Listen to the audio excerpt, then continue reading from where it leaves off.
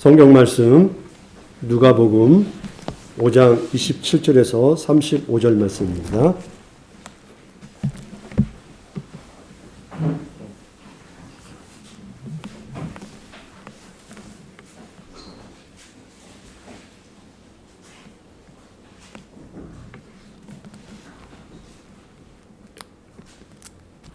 그 후에 예수께서 나가사 네이라는 세리가 세관에 앉아 있는 것을 보시고 나를 따르라 하시니 그가 모든 것을 버리고 일어나 따르니라.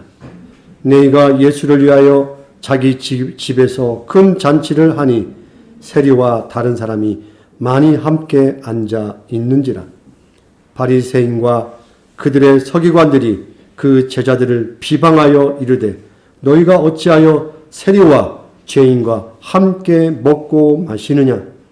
예수께서 대답하여 이르시되 건강한 자에게는 의사가 쓸데없고 병든 자에게라야 쓸데있나니 내가 의인을 부르러 온 것이 아니요 죄인을 불러 회개시키러 왔노라.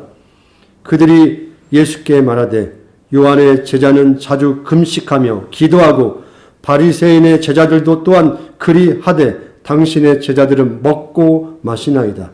예수께서 그들에게 이르시되 혼인집 손님들이 신랑과 함께 있을 때 너희가 그 손님으로 금식하게 할 수 있느냐? 그러나 그날에 이르러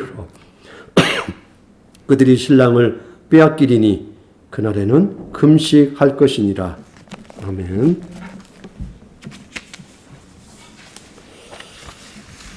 자, 오늘 말씀은 지금 주일학교 아이들의 설교는 36절부터 그 이후의 이야기고요. 오늘은 그 설교 앞전에 사건과 관련하여 전체적인 이야기를 할까 합니다. 자, 예수님으로 인하여 새 시대가 왔습니다. 옛 시대의 마무리를 선언하십니다. 곧 이 말은 하나님 나라가 도래했다라는 표현과 동일한 이야기입니다. 예수님은 하나님이 가져오실 새로운 세상을 실행하시는 분입니다. 그러면 단순히 옛것은 무조건 나쁘다는 것을 이야기하는 게 아니에요, 지금. 옛것은 소망하고 목표하고 완성하려던 새 시대의 기대가 있었다라는 것입니다. 그 옛것의 완성과 기대가 왔음에도 불구하고 지금 어떤 문제가 발생한 거예요. 그들이 지금 받아들이지 못하는 상황이라는 것입니다. 그래서 옛것에 묶여있던 사람들 입장에서는 새로운 것을 대단히 위협적인 걸로 받아들였습니다.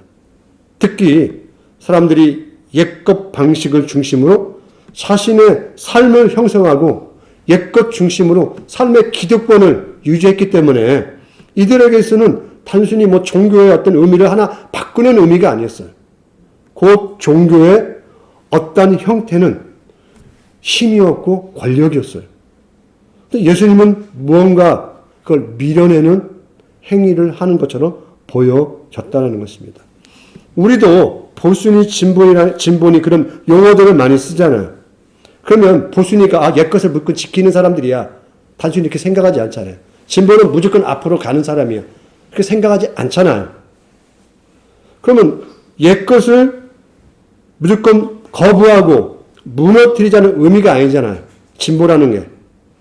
좋은 걸 유지하고 좋은 걸 기초로 해서 우리가 앞으로 더 나가야 할 어떤 방향이 있으면 나가는 거죠. 그러면서 양쪽 다 좋은 거죠.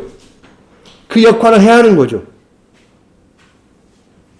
그러나 어떤 자들에게는 기존 것을 지킴으로 내 것이 유지되는 사람이 있다는 것입니다. 어떤 사람은 무조건 나가야 돼, 앞으로. 나가야만이 내 것이 지켜지는 게 있는 사람도 있을 수 있다는 것이죠. 그러면 예수님은 무조건 과거를 반대하고 무조건 나가자. 그런 겁니까? 미래로 나가는 건 무조건 선이고 과거는 악이다. 그걸 이야기하는 게 아니잖아요. 그렇죠? 그러면 예수님을 우리가 오늘날 언어로 표현하면 예수님은 진보입니까? 보수입니까?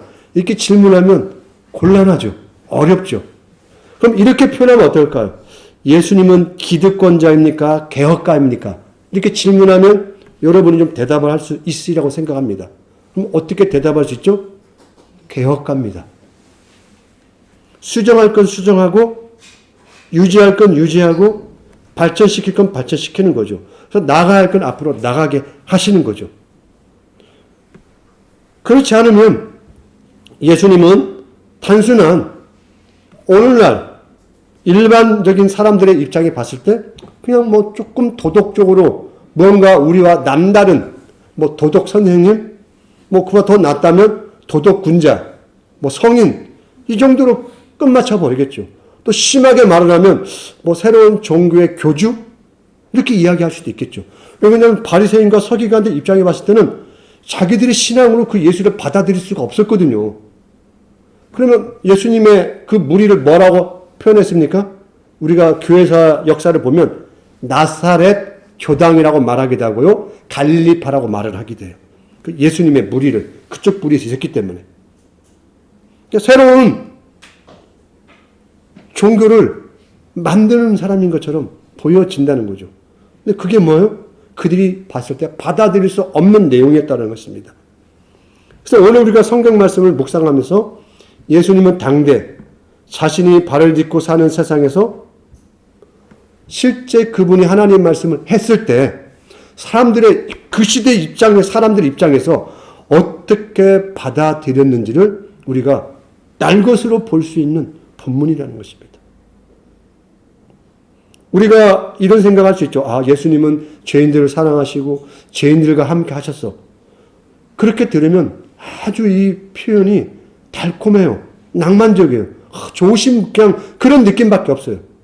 그러나 예수님이 실제 죄인이고 미움받는 사람과 함께 했던 결과를 보시라는 거죠. 이게 그냥 우리가 책으로 그냥 문구로 읽을 수 있는 단순한 듣기 좋은 이야기가 아니라는 것입니다. 대단히 불편한 내용이 기록되어 있다는 것입니다. 오늘 본문에는 세리라고 하는 직업을 가지고 있는 뇌이라는 사람이 등장을 합니다. 뇌이라는 사람은 직업이 세금을 걷는 사람이에요. 그런데 왜 사람들이 이걸 미워했을까요? 과거나 지금이나 세금은 걷잖아요. 안 낼 수가 없는, 당연히 내는 거 아니겠습니까? 그럼에도 불구하고 이 세리는 강도보다도 더 악랄한 존재로 취급받고 미움받았어요. 이유는 그들의 세금이 노마와 독재자 헤롯을 위해서 걷어지는 세금이었어요. 뿐만 아니라 세금을 낼 수 있는 사람들이 많지 않기 때문에 빌려주는 거예요. 이 세리가 빌려주고 갚을 때는 어때요? 적당한 이자와 갚을 수 있는 수준의 요구를 하는 게 아니라 제가 100만 원을 빌렸으면 1000만 원을 갚으라고 하는 거예요. 그러면 거기서 유대 당국에 돈을 보내고 로마 제국에 돈을 보내요. 보내고 나고 자기의 직업을 유지할 수 있는 여러 사람들에게 돈을 바친단 말이에요. 상납을 해요. 나머지 자기 게 있어야 하잖아요. 우리가 삭개오가 예수님께 회개하면서 갚겠다고 하잖아요. 4배 이야기를 하잖아요. 자기가 그 정도의 이익을 남기기 위해서 몇 배를 거둬야 하는 거잖아요. 로마로 보내고 헤롯에게 보내고 그 기관 나름대로 권력자에게 다 상납을 하고 자기 게 있어야 한단 말이에요. 그러면 얼마나 착취했겠습니까? 그래서 일반 대중이 봤을 때 이 뇌인은 받아들일 수 있는 사람이 아니었어요. 그러나 이방인과의 거래를 하기 때문에 마치 이방인과 내통하는 매국노 취급을 받았고요. 실제 자기들의 삶을 가장 힘들게 하는, 피부에 와닿게 힘들게 하는 존재였단 말이에요. 그 빚을 못 갚으면 그때 당시에 가장 편한 게 뭐냐면 그 중에 있는 가족을 잡아가는 거예요. 노예로 팔아버리는 거예요. 돈이 없다고 그 일 때문에 어느 날 아내가 잡혀가고 아들, 딸들이 노예로 팔릴 때 그 광경들을 보는 생각을 해보시기 바랍니다. 저 세리를 이 안에서 죽이고 싶지 않겠습니까? 그런데 어느 날 대중들에게 선풍적인 인기를 끌고 있는 이 신인 랍비 예수가 세리를 제자로 삼는 거예요. 나를 따르라. 근데 세리가 그 예수님을 따르고 그 세리가 잔치를 개설을 합니다. 자기 친구들을 불러요. 세리의 친구들이 어떤 친구겠습니까? 결국 죄인들이잖아요. 자기와 평소에 어울리던 그런 죄인들이 온 집안에 가득 와 있는데 예수님이 그 가운데 딱 앉으시는 거예요. 여러분 마음이 어떻겠습니까? 그 시대 사람들이 그 예수를 바라봤을 때 저 예수님 참 멋지다 라는 말이 쉽게 나올 수 있을까요? 그래서 우리가 예수님은 죄인들을 부르셨어요 라는 말이 잘못하면 낭만적인 그냥 구호가 될 수 있는 거죠. 실제 여러분이 주변에서 욕먹는 사람과 같이 어울린다고 한번 생각해 보세요. 근데 제가 지나가다 봤어요. 저 집사님이 왜 저런 사람들하고 어울리지? 이 생각 하겠습니까? 제가 안 하겠습니까? 당연히 하죠. 바로 그런 일이 벌어진 것입니다. 그 시대에 그 민족에게 의심받고 미움받고 실제 사람들에게 고통을 주고 있는 그들 무리 속에서 예수님이 먹고 마시고 있다라는 것입니다. 그러면 세리보다 그 사람이 더 미울 것 같아요. 아니 그동안 자기가 하나님의 아들이라고 이야기하고 천국복음을 이야기했던 사람이 우리에게 고통을 준 사람과 함께 먹고 마시고 웃고 있단 말이야? 얼마나 화가 나겠습니까? 더구나 죄인 세리들은 정결법에 의하면 죄인들이잖아요. 죄인이 만진 것 아까 부정탄된 자가 물건을 만지다든지 그 사람과 악수를 한다든지 그 사람이 집에 갔다 왔다든지 하면 그 사람은 부정된 사람이 돼요. 그래서 제사에 참여하면 안 돼요. 그래서 유대인들이 나갔다 들어오면 손발을 씻는 이유가 바로 그거예요. 내가 모르고 죽은 시체가 쓰러져 있던 자리를 지나가다 밟을 수 있잖아요. 또 어떤 사람이 나쁜 짓을 했어요. 해서는 안 되지. 그 다음 내가 악수를 했단 말이에요. 그럼 내가 모르잖아요. 그래서 나갔다 들어오면 손발을 씻는 거예요. 지금도 유대인들이 그렇습니다. 여러분들이 돼지고기를 먹었어요. 뭐 이슬람 교인도 그렇지만은 그 그릇에다 만약에 여러분이 먹을 걸 담아준다. 먹을 것 같습니까? 안 먹습니다. 철저한 유대인은 혹시 이방 사람들이 먹고 쓴 그릇이 있으면 손님들이 나간 뒤에 그 그릇을 다 깨버립니다. 그렇지 않으면 납비를 불러야 돼요. 납비를 불러서 정결의식을 해야 돼요. 그리고 사용을 합니다. 지금까지도 그 정도인데 이 시대는 얼마나 엄격했습니까? 죄인과 함께 먹고 마시며 그들과 친목을 도모하고 있다.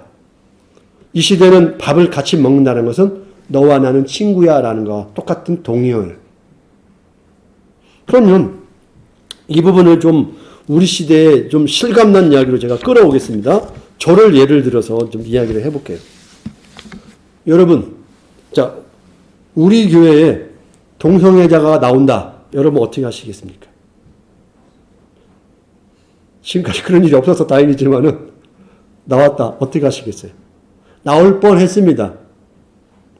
제 친구 목사가 자기 조카가 원주에서 동성애자인데 교회는 나오고 싶어 한다. 얘를 이해해주고 받아줄 교회가 없을 것 같다. 너한테 부탁을 하려고 했는데 그 애가 자기를 숨기고 그 교회에 계속 나가겠다고 해서 너한테 부탁하려고 했는데 못했다. 그래서 속으로 아이고 다행이다 그랬어요. 저도 막상 어떻게 할지 모르겠어요. 만약에 나왔어요. 여러분 어떻게 하시겠습니까? 어서 오세요. 형제님 사랑합니다. 여러분 쉽게 할 수 있겠습니까? 나올 수도 있지 않겠어요? 혹시? 그런데 제가 예를 들어서 동성애자들과 그 모임에 가서 제가 차를 마시고 제가 그 사람들하고 교제를 해요. 누군가가 성경을 알려달라고 성경 공부를 해요. 그래서 제가 성경 공부 인도하러 간다 생각해 보세요. 어떻습니까? 여러분 입장에서. 우리 상상을 안 해본 거잖아요. 또 생일잔치나 애경사에 저를 불러서 목사님 좀 예배를 드려주세요. 그 사람들이 했다 이거예요. 그럼 제가 어떻게 하면 좋을까요? 야, 이 마귀 같은 새끼들아. 어디 감히 거룩한 목사를 이런 더러운 곳에 불러! 하고 제가 화를 내야 할까요? 어떻게 하면 좋을까요? 막상 생각하고 또 어려운 부분이죠. 이렇게 생각하시면 돼요. 예수님이 그러한 곳에 초대를 받은 거예요. 말 그대로. 그 시대에 세리, 창기는 오늘날 그와 같은 사람들이에요. 그러니까 바리새인들이 발작을 한 거예요. 그 정도로. 뭐야, 예수가 창기들과 밥을 먹었다고? 아니, 예수가 세리하고 밥을 먹었다고? 똑같은 거예요. 지금 여러분이 목사님 그건 아니죠 라고 생각하는 생각을 그 시대에 한가와 같은 무게를 가지고 있다는 거죠. 왜? 우리는 너무나 예수님은 죄인을 사랑하세요 이렇게만 들어가지고 그 죄인이라는 느낌을 못 가져요. 우리가 어떤 죄인이라는 감각이 없다는 거죠. 그냥 죄인을 사랑해 이렇게만 생각하기 때문에 제가 이 예를 든 겁니다. 쉽지 않죠? 저도 쉽지 않아요. 부르면 이거 가야 하나 말해야 하나. 원칙을 이룰 수 있죠. 당신들이 회개하고 예수를 믿고 참여하면 내가 가마. 말은 쉽죠. 이렇게. 제가 그 말을 먼저 그들에게 네가 회개하고 용서를 구하고 하면 내가 가마. 말은 쉽죠. 그렇게 먼저 그들에게 요구하면 그들이 목사님 회개하고 제가 다 준비되면 부르겠습니다 하고 저를 불러줄까요? 죄 있는 상태인 거예요. 이 세리와 기타 많은 수많은 죄인들이 예수님을 그렇게 만났다는 것입니다. 사마리아 여인을 생각해 보시기 바랍니다. 그 시대에 사람들은 사마리아 여인 쳐다보는 것도 부정되게 생각했어요. 그래서 그 여인이 한낮에 우물을 기르러 나온 거예요. 사람과 부딪히지 않기 위해서.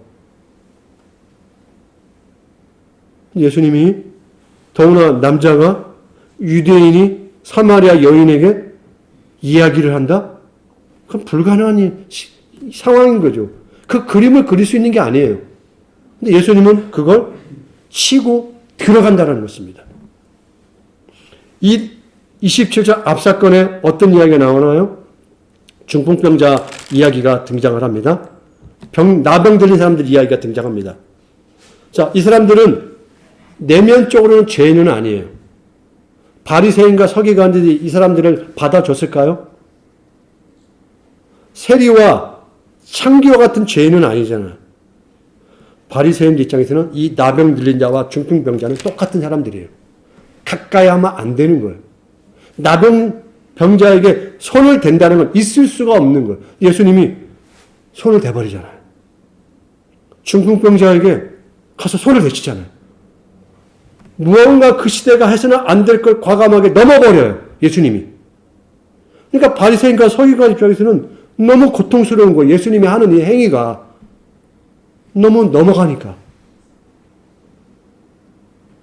이러한 모습을 종교적으로 엄격히 보던 바리새인들 입장에서는 예수님이 하나님 말씀을 전한다고 하는 그 결과물을 봤을 때 예수님을 믿고 따른다는 건 참된 신앙이라고 받아줄 수가 없었던 거예요.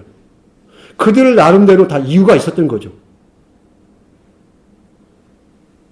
예수의 제자가 된다는 것은 뭔가 품위가 있고 인간관계의 존경을 받고 뭔가 새로운 그들의 종교, 유대교의 종교를 더욱더 철저히 지켜내고 유지하고 보호하는 일에 앞장설 수 있으리라는 기대를 하는데 예수님은 그걸 다 무너뜨려 버리는 거예요. 그러므로 죄인 세리들과 식탁 교제를 하는 예수님의 모습은 바리새인들의 시각에 보면 눈에 가신 거예요. 누가복음 안에서 이러한 상황은 더욱더 심각하게 표현이 되어집니다. 누가복음에 특별히 더 그렇습니다. 누가복음은 이 사건 말고 세리 이야기가 두 번 더 등장합니다. 여러분이 잘 아는 삭개오, 그건 세리장이에요. 세리 가운데 두목인 거죠. 나쁘게 표현하면요. 그리고 성전에서 기도하는 세리. 하나님, 저를 보십시오. 이렇게 의롭고 잘나고 멋진 나를 보십시오. 하면서 저 못돼 먹은 세리를 보십시오. 라고 비교했던 그 기도문. 누가복음에 그 이야기가 더 등장을 합니다. 왜 그랬을까요? 왜 누가는 한 번만 이야기해도 사람이 불편할 텐데 그런 인물을 더 선별하여 세밀하게 이야기를 했을까요? 나쁜 사람의 대명사라고 할 수 있는 세리를 굳이 앞에 등장시켜서 그 시대의 종교적 심성을 가지고 있는 사람들의 마음을 왜 불편하게 만들었을까요? 또한 불편하게 만들었을 뿐만 아니라 비난받는 자들 속에 본인이 들어가 앉아 계실 뿐만 아니라 친구로 삼으시고 자기의 제자로 삼으셨다라는 것입니다.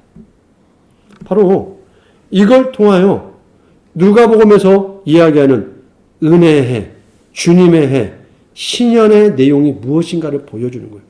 단순히 육적으로 가난하고 병들고 힘없는 자의 도움일 뿐만 아니라 실제 영적으로 그 시대에 눌려있는 자들, 하나님의 한 사람으로, 하나님의 백성으로 인정받지 못하는 그들에게도 하나님의 은혜의 자유를 선포하고 계시다라는 것입니다. 그래서 누구나 그 이름을 말하면 다 미워할 수 있는 자들을 대표적으로 일부러 그 자리에 세우시고 함께 하시고 함께 밥을 먹는 것입니다. 그들의 생각을 깨는 거예요. 마치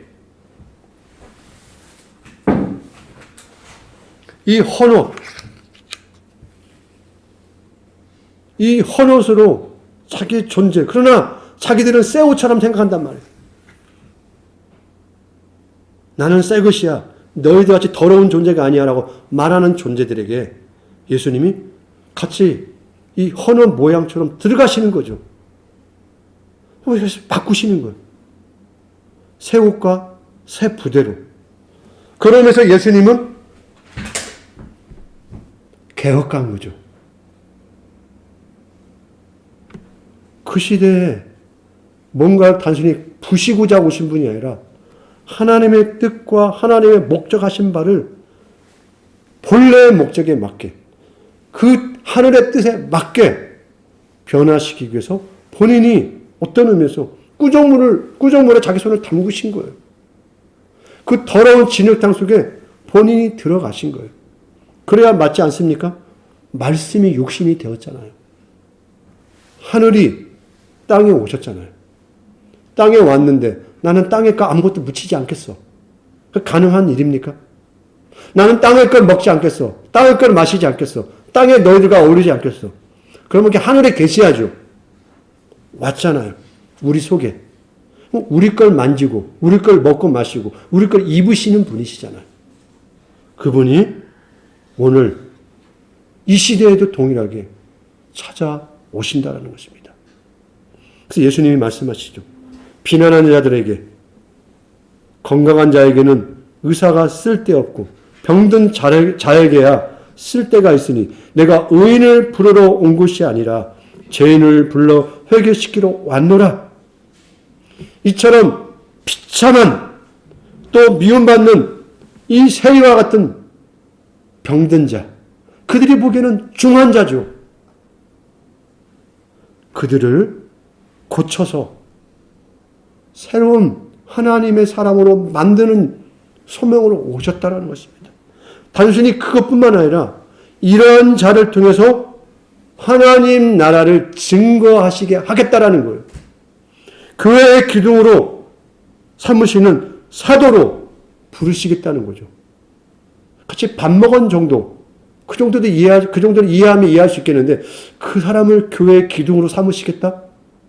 하나님 나라의 역사를 선전하는, 증거하는 자로 삼으시겠다?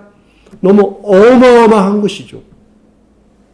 우리의 생각을 깨고 또 깨고 선을 넘어서 너무 넘어가게 함으로 말미암아 대중들의 생각을 당혹해 하시는 예수님이라는 것입니다. 예수님은 환자들과 어울리지 않고서는 일을 할 수 없는 의사와 같이 행동하신다는 것입니다. 의사가 환자들과 어울리지 않으면 누구하고 어울리겠습니까? 아, 나는 저 병들고 아파하고 힘든 사람하고 있기 싫어. 그러면 그 의사가 무슨 의미가 있냐는 거예요. 때로는 대형사고가 나면 팔도 부러지고 우리가 볼 수 없는 것들을 보겠죠. 정말 머리가 손상을 입으면 우리가 끔찍한 이런 장기도 보게 될 것이고, 일반 우리는 힘들겠죠. 끔찍해, 눈 뜨고도 보고. 그럼 의사니까 그 속에 들어가는 거잖아요. 들어가서 자기 손, 자기의 온갖 의술을 펼쳐서 생명을 살려내는 거잖아요. 그러면서 처참한 중환자라는 것이죠. 어떤 우리가 요즘 중증 외상 환자 관련해 그러죠. 의사가 바로 투입되지 않으면, 의료인들이 투입되지 않으면 살릴 수 없는, 나는 그들 속에 들어와 있다. 내가 이런 중증 외상 환자에 내가 필요하지 않겠느냐. 나는 이 일을 위해서 왔다라고 예수님이 말씀하신다는 것입니다. 그런 의미에서 예수님은 새 시대를 가져오신 분이에요. 새로운 생각을 가져오신 거예요. 새로운 용서를 가져오신 분이라는 것입니다. 새로운 용서와 새로운 사랑을 통하여 새로운 세상을 만들고 싶어 하신다는 것입니다. 아버지의 뜻이, 하늘의 뜻이 이 땅 위에서 그렇게 세워질 때 하나님이 이 세상을 만드셨던 그 본래의 본인의 뜻이 이루어진다는 것입니다.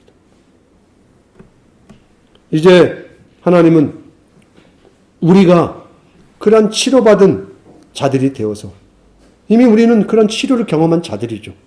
그게 마음으로 또 환경적으로 질병이라든 많은 부분에서 우리는 예수님의 손길을 거친 자들이에요.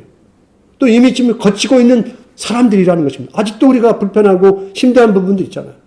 주님이 그걸 고치시고 치료하시고 어루만지셔서 우리를 그 일에, 본인의 일에, 주님이 하셨던 그 일에 우리를 내보내신다는 것입니다. 우리가 그런 경험을 하지 않고 때 한번 묻히지 않고 마치 바리새인과 서기관처럼 고고한 모습으로만 있으면 하나님 나라를 할 수 있는 일을 할 수 있는 게 아니에요. 어떻게 보면 우리가 죄인이기 때문에 주님의 일을 할 수 있는 거예요. 왜? 치료를 경험을 받아봤기 때문에. 우리가 아파보면 아픈 사람의 심정을 알잖아요. 동일하게 오히려 우리의 연약함과 부족함으로 인해서 주님이 나를 어루만지시고 나를 고쳤다는 그 사실 때문에 누군가를 우리가 받아들일 수 있는 여유가 생기는 거예요. 오늘 여러분, 우리는 이 시대에 어떻게 보면 별종일지도 모릅니다. 더구나 이렇게 한국교회가 어려워진 상황 속에서 예수를 믿는다는 것은 진짜 이상한 일인지도 몰라요. 그러나 그 이상하다라는 것이 사람을 어루만지고 고쳐낸다면 그 이상한 일입니까? 필요한 일이 되는 것이죠. 없어서는 안 될 존재가 되는 것이죠. 예수님이 우리를 그렇게 불러주셨다는 것입니다. 나은 사람, 의롭고 잘나서 그냥 나는 이런 복을 받았어요. 예수 믿으니까 이렇게 행복해요. 그 단계를 뛰어넘어서 우리를 새로운 그리스도로 우리를 부르시는 거죠. 내가 완전한 예수라는 게 아니라 예수를 소개할 수 있는 작은 그리스도의 향기가 되도록 우리를 그렇게 부르셨다는 것입니다. 그러므로 우리의 부름의 자리는 불편한 자리가 될 수도 있고요. 생각지 못한 어려운 자리가 될 수 있을 것입니다. 왜? 예수님이 그러셨잖아요. 그러나 주님이 좌절하시고 실망하시고 포기하시는 분이 아니시잖아요. 우리에게도 그러한 신앙적 DNA가 흐르고 있으리라고 믿습니다. 왜? 성령께서 예수께서 하신 일을 우리에게 증거하시고 설명하시고 알려주시기 때문에 우리는 그 흐름에 커다란 하나님의 역사에서 마음대로 벗어날 수 있는 사람이 아니에요. 그러므로 이 시대에 부름받은 새로운 전령으로서 그 믿음의 일을 감당하시기를 부탁드립니다. 그러나 쉽지 않고 어려움에 있을 때 오히려 내가 공격을 당하고 비난을 당할 때 좌절하지 마시고 주님을 더욱더 의지하는, 단순하지만은 그분을 의지하고 주님이 그 길을 걸어가셨지. 내가 그 제자인데 나를 따르려거든 자기의 십자가를 지고 따르라고 했던 그 말씀을 기억하시고 실수하겠지만 넘어질 수 있겠지만 그래도 한 걸음 내디딜 수 있는 믿음의 결단과 용기가 우리 믿음의 성도들 안에 새롭게 일어나서 포도주가 익어가듯이 정말 좋은 하나님의 귀한 생명의 음료로 우리 모두가 다 익어갈 수 있었으면 좋겠습니다. 기도하겠습니다. 사랑의 아버지 하나님, 우리도 부족합니다. 약합니다. 힘이 없습니다. 우리는 나 자신을 잘 바라보지 못하고 누군가의 부족함과 연약함은 잘 봅니다.